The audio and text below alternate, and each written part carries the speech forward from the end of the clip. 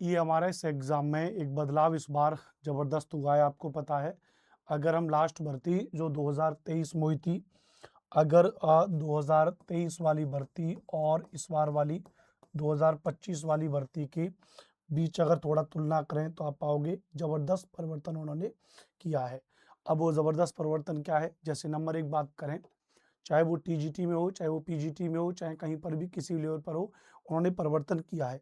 अब अगर परिवर्तन किया है तो थोड़ा-सा इसके बारे में आपको बताता हूँ। जैसे एक-एक करके मैं आपको यहाँ पे दिखा देता हूँ।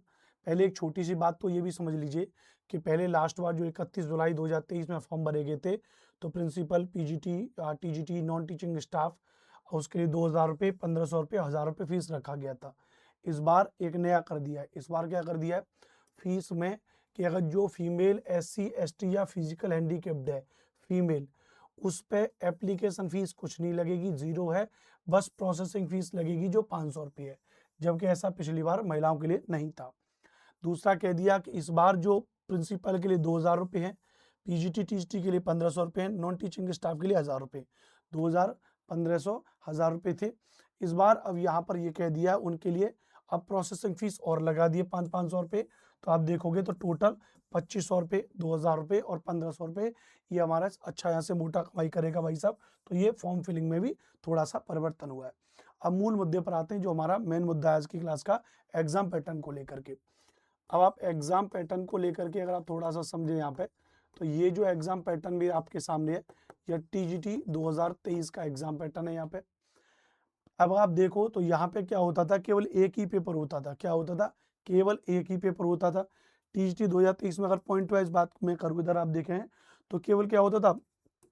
पेपर एक होता था, केवल एक पेपर होता था, ध्यान रखना। वो भी कैसा होता था? एमसीक्यू बेस्ड होता था। कोई भी डेस्क्रिप्टिव एग्जाम नहीं होता था। कोई भी क्या नहीं होता था? कोई भी डेस्क्रिप्टिव एग्जाम नहीं होता था। एमसीक्यू बेस्ड ही क्या होते थे भैया? पेपर होते थे, ध्यान रखना, अच्छी बात है। दूसरी बात, यहाँ पे 150 नंबर का पेपर आपका होता था। 150 मार्क्स, 150 क्वेश्चन, 150 मार्क्स आपके होते थे। कैसे होते थे?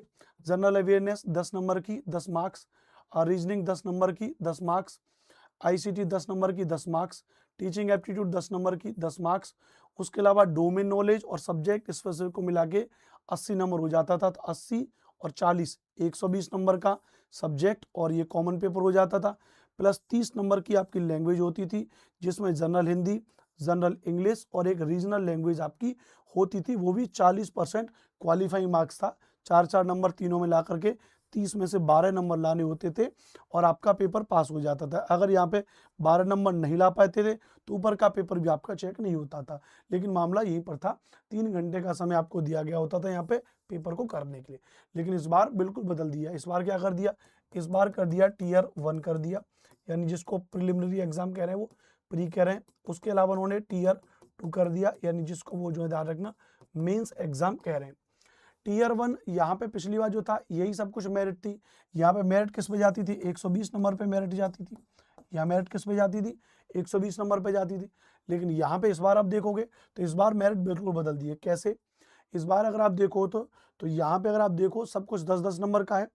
यहाँ पे आप देखो तो जनरल अवेयरनेस तो 10 नंबर की है, लेकिन यहाँ पे रीजनिंग को 15 नंबर का कर दिया है, जबकि वहाँ 10 नंबर की है। ये टीजीटी का ही बता रहा हूँ मैं, टीजीटी की तुलना कर रहा हूँ मैं, इस साल के टीजीटी की, 2023 के टीजीटी की। ऐसी आप पीजीटी की, प्रिंसिपल की, हॉस्टल वार्डन सबकी तुलना करोगे बराबर मिलेगा। रीजनिंग 15 नंबर की कर दी। नॉलेज ऑफ आईसीटी यहाँ पर क्या कर दी? 15 नंबर की कर दी। तो नॉलेज ऑफ आईसीटी और रीजनिंग एबिलिटी, इनमें +5 और +5 बढ़ा दिया। अच्छा, सबसे बड़ा परिवर्तन कर दिया टीचिंग एप्टीट्यूड, जो 10 नंबर की होती थी, इस बार टीचिंग एप्टीट्यूड को कर दिया 30 नंबर का, सीधा 20 नंबर यहाँ पर बढ़ा दिया। अब जो डोमेन नॉलेज यहाँ पर जो 80 नंबर की डोमेन नॉलेज थी, यहाँ पे परिवर्तन करके डोमेन नॉलेज को 20 नंबर का कर दिया। डोमेन नॉलेज मतलब जो आपकी सब्जेक्ट की बेस्ड पेडागोजी है, जिस सब्जेक्ट के आप टीचर बनोगे, प्लस एनईपी यहाँ पे 10 नंबर की कर दी, 30 नंबर की यहाँ पर पेडागोजी को कर दिया। जबकि यहाँ पे अगर आप देखोगे तो एनईपी 2020 यहाँ पे 10 नंबर की, प्लस खेलो इंडिया और ये यहाँ पर आप देख नहीं एक्सपेरिमेंटल एक्टिविटी बेस्ड पेडागोजी जो थी वो 10 नंबर की थी, और एनईपी 2020 आपकी 5 नंबर की थी, ध्यान रखना भैया। C+D को मिला करके ध्यान रखना। और ये Khelo India, fit India, other similar program, ये केवल पैट के लिए था, फिजिकल एजुकेशन टीचर जो बनते हैं। बाकी एनईपी यहाँ पे 2020 जो है 5 नंबर की थी और सब्जेक्ट बेस्ड पेडागोजी आपकी 10 नंबर की थी और टोटल आपका सब्जेक्ट स्पेसिफिक 65 नंबर का था। तो 65 और 5 60 और 10 65 और 5 70 और 10 80 नंबर का होता था। इस बार बदल दिया, बिल्कुल क्या कर दिया, इस बार आपकी एनईपी 10 नंबर की कर दी, एक्सपेरिमेंटल जो एक्टिविटी बेस्ड पेडागोजी 20 नंबर की कर दी, टोटल 30 नंबर की कर दी। टोटल यहाँ पे 100 नंबर का पेपर कर दिया, 100 ही क्वेश्चन कर दिए, समय 2-3 घंटे से घटा करके 2.5 घंटे कर दिया। सब्जेक्ट कहाँ गया कोई पता नहीं है, अभी बताता हूँ कहाँ गया।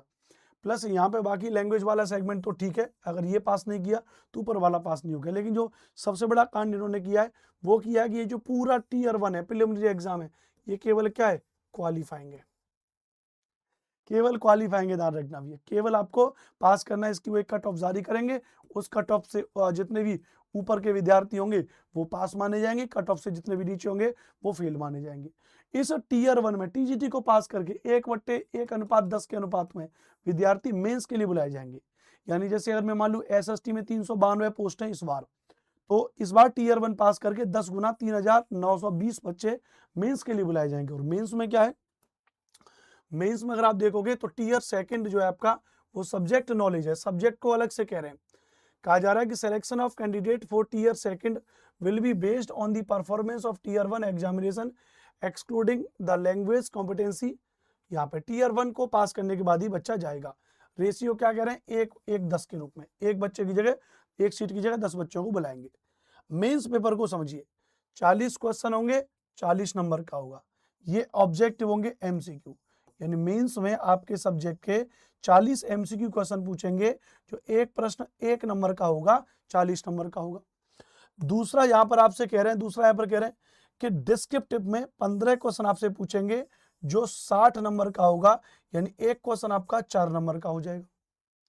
40 क्वेश्चन 40 नंबर के, 15 क्वेश्चन 60 नंबर के टोटल, यानी यहाँ पे अगर देखोगे तो 55 क्वेश्चन हो जाएंगे और 100 नंबर हो जाएंगे। 55 क्वेश्चन हो जाएंगे, 100 नंबर हो जाएंगे और यहाँ पे 3 घंटे का टाइम आपको दिया जाएगा। सबसे बड़ा काम क्या है, preparation of merit list. Merit list for the post of TGT will be prepared on the basis of performance in the tier 2 examination only. जो आपका टीयर 2 है उसके आधार पर ही आपकी कट ऑफ जारी होगी।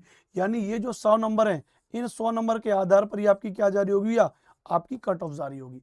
तो ये एक बड़ा परिवर्तन कर दिया, प्री मेंस कर दिया, जो कि पहले ऐसा नहीं था। सब्जेक्ट में जो डिजिट जो 10-10 नंबर के होते थे बढ़ा दिया, जीके 10 नंबर का पहले भी था अब भी है, रीजनिंग पहले 10 नंबर की थी, रीजनिंग 15 नंबर की कर दी, कंप्यूटर वाला सेगमेंट पहले 10 नंबर का था 15 नंबर का कर दिया, टीचिंग एप्टीट्यूड पहले 10 नंबर का होती थी अब उसको 30 नंबर का कर दिया। तो इस तरीके से एग्जाम पैटर्न प्रॉपर तरीके से बदल दिया, बट फिर भी सब्जेक्ट स्पेसिफिक ठीक ठाक कर दिया भैया।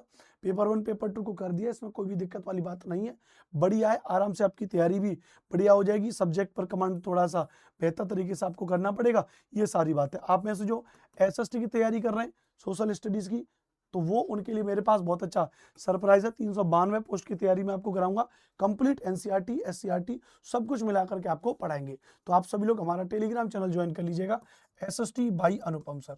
आप टेलीग्राम पर जाइएगा, वहाँ पे जब आप सर्च करेंगे तो आपको SST by Anupam sir Telegram channel मिलेगा। तो वहाँ पर हम क्या करेंगे, आपको जल्दी एसएसटी को लेकर के एक बड़ा आपके लिए प्रोग्राम बनाएंगे, तो आपको अपडेट देंगे। तब तक के लिए आप लोग हमारे चैनल को सब्सक्राइब जरूर करें। बहुत बहुत धन्यवाद, बहुत बहुत शुक्रिया। जय हिंद, वंदे मातरम।